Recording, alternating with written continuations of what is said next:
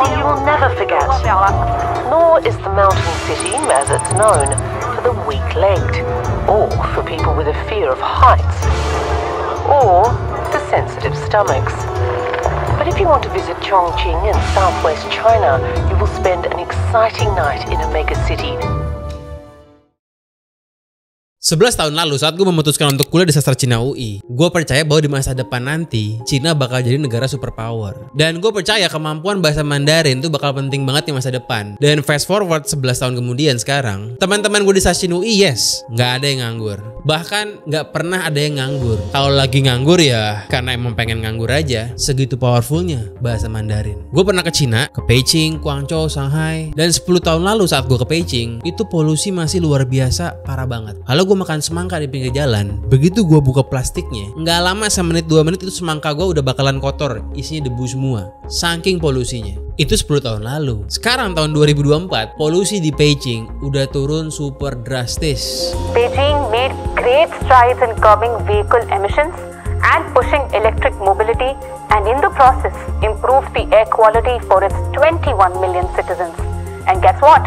China is now the leader in electric transit, owning 99% of the world's 385,000 electric buses. Sekarang kota-kota di Cina udah maju, perkembangannya mind blowing. Soal polusi turun drastis, soal transportasi umum udah menggurita, udah kayak di Tokyo. Dan hebatnya si Jinping, kalau kita ngomongin Cina sekarang, kita nggak harus selalu cuma ngomongin Beijing, Guangzhou, Shanghai. Kalau kita ke Indonesia kan yang diomongin gak lagi lain. Kalau nggak Jakarta, Bali, Bandung, Surabaya. Ini doang kan. Tapi kalau di Cina, pembangunannya benar-benar merata. Kita mau ngomongin sebuah kota yang terletak di tengah-tengah Cina, di sebelah baratnya Wuhan, namanya Chongqing. Chongqing ini merupakan kota megapolitan yang kalau lo ke Chongqing itu rasanya lo lagi main game Cyberpunk.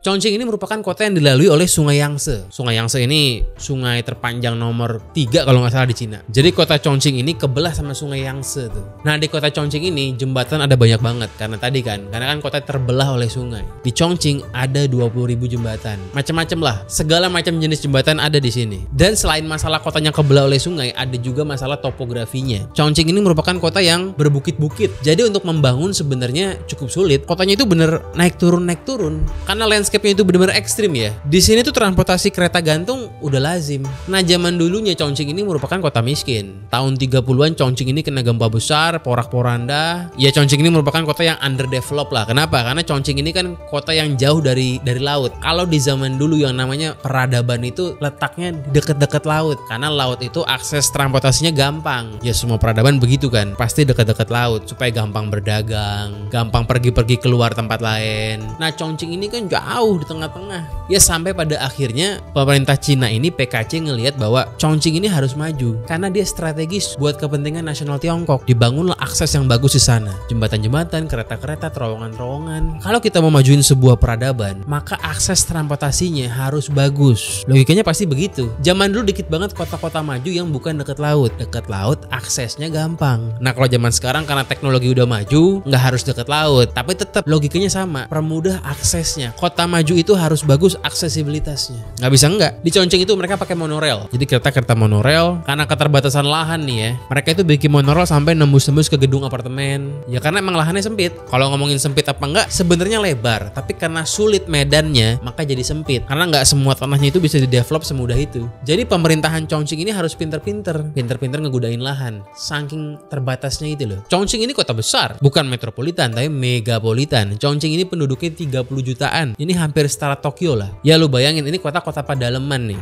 Jauh dari laut tapi penduduknya itu ada 30 jutaan. Setara dengan Jabodetabek. Kalau ngomongin secara administrasi, Chongqing ini dibilang provinsi bukan, dibilang kota juga bukan kota doang. Chongqing ini merupakan kota spesial di Cina. Jadi di Cina itu ada 4 kota yang levelnya setara dengan provinsi, alias berada langsung di bawah pemerintah pusat. Ada Chongqing, ada Tianjin, ada Beijing sama Shanghai. Ini bisa kita bilang kayak DKI Jakarta lah. DKI ini kan kota, tapi levelnya provinsi begitulah Gitulah kurang lebih. Nah, kenapa nih pemerintah Cina punya 4 kota spesial kayak begini? 4 kota spesial ini dijadikan kota spesial memang karena PKC itu melihat bahwa kota ini punya potensi pertama dan strategis. Untuk Chongqing sendiri, Chongqing ini merupakan kota yang paling terakhir jadi kota spesial. Dia baru dinaikin level statusnya menjadi kota spesial itu di tahun 97. Jadi kurang lebih 30 tahun lalu lah. Nah, sejak levelnya itu naik kelas dari kota menjadi kota spesial, peradaban di Chongqing maju gila-gilaan karena pemerintah pusatnya naruh banyak perhatian buat mereka. Sebelum jadi kota spesial pun sebenarnya udah ada industri di Chongqing. Tapi akselerasinya itu paling kencang ya sejak tahun 97. Kalau gue nonton vlog-vlog orang yang jalan ke Chongqing nih, mereka itu paling kaget di sana tangga banyak banget. Karena kotanya itu memang berbukit-bukit, jadi tangga itu memang kewajiban harus ada. Before I came to Chongqing, I asked my Chinese friends what to do in the city. They all replied, hot pot, the skyline, hotels. But they failed to mention one key detail. There are so many steps. Bahkan saking bingungnya itu kadang kita nggak tahu nih kalau kita lagi di gedung ini kita lagi di lantai berapa ya, karena konsep lantai itu jadi nggak relevan kalau di Chongqing. Kalau di tempat kita kan nih yang daerahnya datar ya konsep lantai itu kan relevan karena lantainya kan sama semua, datarannya setara semua. Kalau di Chongqing karena tingginya itu beda-beda, kadang lantai dasarnya itu di lantai 19, kadang lantai dasarnya itu di lantai 5, nggak jelas. Jadi kalau kita mau pakai Google Maps nih di Chongqing atau apa sih Google Maps Cina itu susah buat dipakai karena peta pun juga bingung buat navigasi kita. Kalau kita mau jalan ke gedung yang letaknya di depan mata kita tuh, belum tentu kita cuma tinggal jalan doang. Kadang-kadang kita mesti muter-muter dulu karena letaknya itu yang beda ketinggian. Ribet jadinya. Jadi kayak bukan di kota zaman sekarang, ini kayak kota-kota cyberpunk gitu. Eskalatornya tinggi-tinggi banget, bangunannya pun megah-megah, tapi kita kebingungan, gue lagi di mana ya?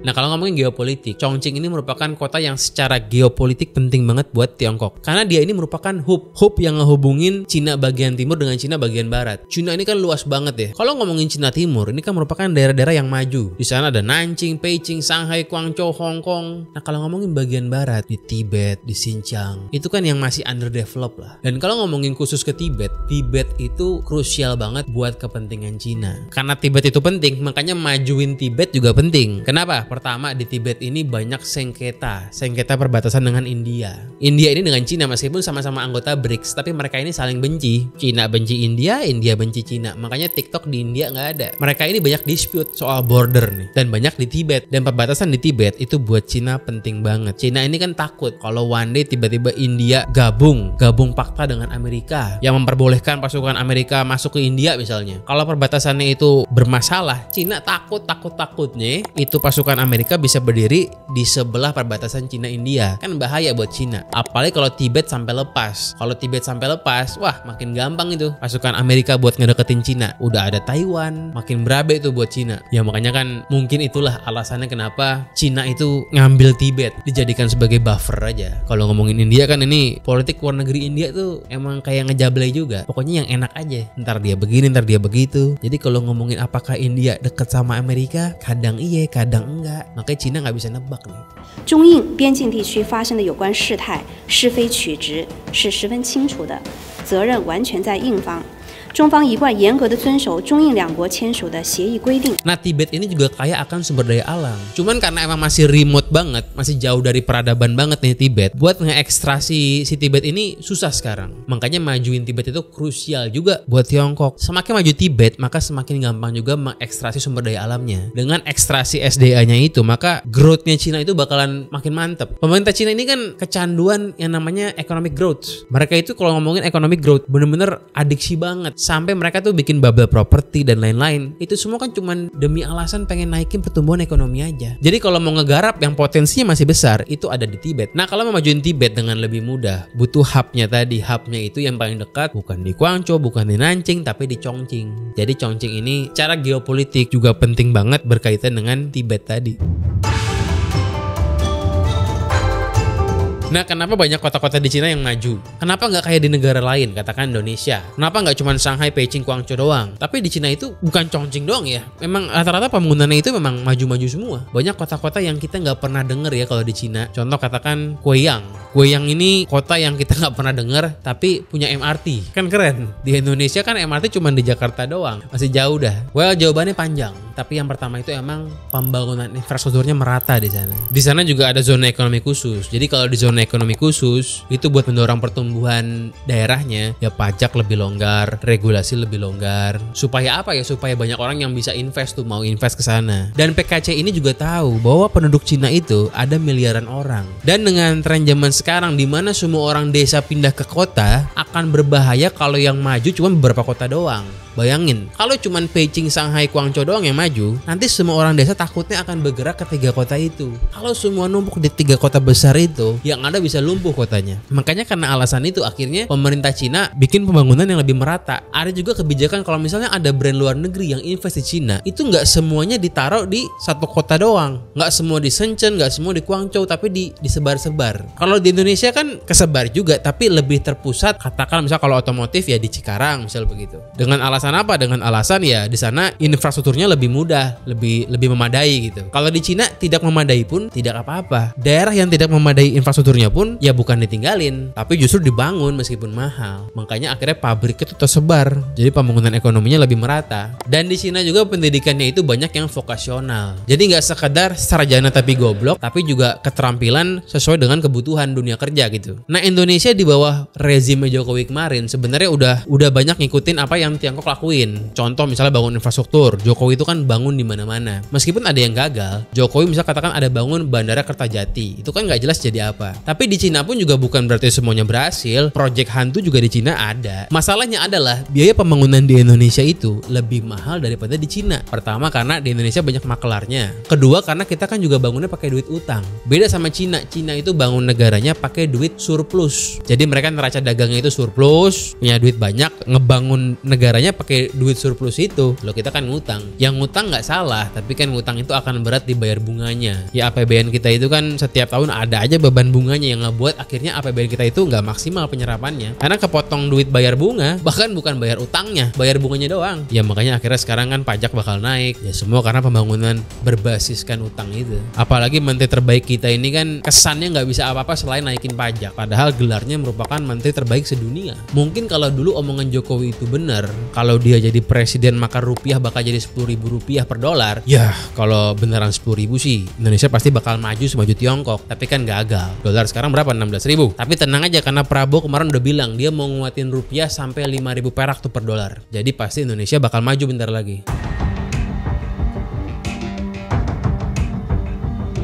Ya politis sedikit nih ya. Mungkin kalau kemarin yang jadi itu Anies Baswedan gitu, dia kan berniat majuin 40 kota di Indonesia, membangun 40 kota dibandingkan dengan membangun satu kota hantu seperti IKN. Ya mungkin kalau pilihannya seperti itu, mungkin kita akan lebih dekat tuh kepada kemajuan seperti Tiongkok. Jadi pikir-pikir ngapain juga bangun satu kota besar tapi nggak ada orangnya dibanding bangun 40 kota. Biar setara Jakarta gitu. Tapi ya sudahlah. Meskipun kemarin gue golput, tapi ya gue cukup bersedih juga sih. Sepertinya pilihan gue salah. Gue suka Prabowo tapi gue nggak sanggup buat nyoblos Gibran gitu loh. Tapi ya kalau gue nyoblos Anies pun tetap kalah juga sih. Orang suaranya jauh. Lo bayangin tuh ya di Cina tadi kota antah berantah kayak Guiyang itu punya MRT.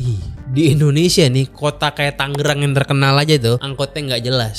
Nggak usah ngomongin MRT, angkotnya aja nggak jelas. Transportasi umum itu merupakan ciri-ciri negara maju. Kalau mau ekonominya maju, transumnya harus memadai. Karena kunci kemajuan itu adalah aksesibilitas. Aksesibilitas itu bisa akses keluar ataupun akses di dalam. Kalau akses keluar itu kan adanya pelabuhan, adanya bandara. Kalau akses di dalam, ya transum. Di jalan tol termasuklah katakan misalnya ya. Cuman jalan tol ini kan sebenarnya banyak bikin macet. Kalau ngomongin memajuin ekonomi, kemacetan itu mesti ditekan. Karena kemacetan itu bikin ekonomi jadi nggak efisien gitu loh. Jadi kalau di di inner city sebenarnya kalau mau naikin aksesibilitas itu Transum. Kalau buat kargo kirim-kirim ya tol oke lah, karena nggak mungkin kan kargo naik Transum. Ya kita intip ke Chongqing lah. Chongqing itu kota yang aksesibilitasnya baik, 30 juta orang tapi nggak sprawling, nggak ruwet gitu loh. Mereka bangun jembatan tapi disembariin juga atas jembatan buat mobil, bawahnya buat monorail. Kan jadi sembari, jadi nggak sprawling gitu loh. Dan kota-kota seperti Chongqing itu benar-benar berkontribusi untuk kemajuan Tiongkok secara keseluruhan. Ya jangan sampai kita punya negara yang kota majunya tuh terpusat, katakan misal di Jakarta doang, akhirnya nggak bagus. Efeknya tuh domino kemana-mana. Kalau Jakarta doang yang maju, ngomongin simpelnya ya, efek buruknya buat Jakarta adalah akhirnya semua orang di seluruh Indonesia itu migrasinya ke Jakarta. Akhirnya bikin Jakarta makin sprawling, kan begitu. Jokowi sebenarnya udah meletakkan fondasi yang brilian menurut gua. Dia bangun banyak tol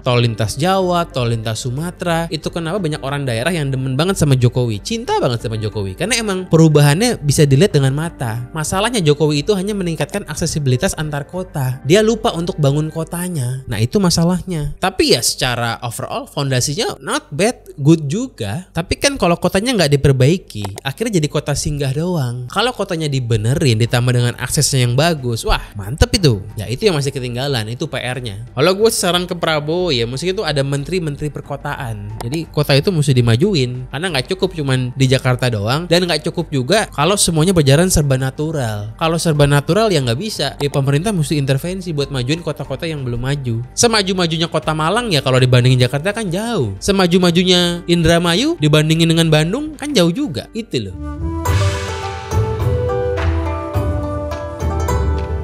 Nah ngomong-ngomong Chongqing itu merupakan kota yang lembab. Kalau di Cina ada julukan buat kota-kota yang panas, namanya kota tungku. Ada tiga kota yang disebut tungku di Cina tuh. Ada Chongqing, ada Wuhan, sama Nanjing. Ini kurang lebih letaknya itu sejajar tuh. Jadi emang 3 kota ini panas banget, lembab banget. Suhu panasnya itu mungkin normal, tapi karena lembab banget, akhirnya rasanya jadi makin pengap gitu loh. Nah kalau suhu daerahnya super lembab, muka kita bakal lebih gampang buat berminyak. Dulu gue pernah tuh summer ke Tokyo, itu lagi panas plus lembab. Abis mandi pun langsung banjir tuh muka gue. Itulah nggak enaknya kalau lembab. Muka tuh gampang gerah, nggak enak. Tampilan jadi nggak maksimal. Nah kalau lu tinggal di kota-kota yang lembab, lu bisa pakai namanya nih pore primer. Ini merupakan make up buat cowok, tapi ini make up yang nggak ada warnanya. Jadi lu nggak perlu takut dibilang mahok gara-gara pakai make up, karena saat lu pakai pore primer ini, ya orang nggak bakal ada yang tahu juga kalau lu pakai sesuatu, karena emang transparan, nggak kelihatan kayak pakai lipstick. Ini dipakainya di muka. Kalau lu pakai ini, dia bakal nahan minyak di muka lu. Meskipun lembab, muka nggak bakalan kelihatan gerah, tampilan bakalan stay maksimal. Nah kalau lu pakai ini, jangan lupa malamnya cuci muka biar enak. Link pembeliannya gue taruh di kolom deskripsi. Ya lu cek sekarang deh, mumpung harganya belum naik gara-gara PPN 12% deh.